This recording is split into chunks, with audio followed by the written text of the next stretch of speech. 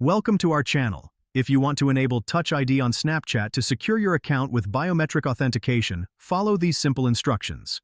Step 1. Open the Snapchat app on your iPhone and log into your account.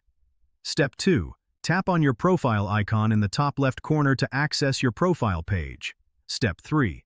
Tap on the gear icon in the top right corner to open Snapchat settings. Step 4. Scroll down to the privacy section and look for the option labeled App Lock or Touch ID. Step 5. Tap on App Lock to enable biometric authentication for Snapchat. Step 6. Toggle on the Lock Snapchat with Touch ID option. Step 7. You will be prompted to verify your identity by placing your finger on the Touch ID sensor. Step 8. Once verified, Touch ID will be enabled, and you will need to authenticate every time you open Snapchat. Step 9. If your device does not support Touch ID, you can enable Face ID instead by following the same steps. Step 10. Test the feature by closing Snapchat and reopening it to ensure Touch ID authentication is required. Don't forget to like this video and subscribe to our channel.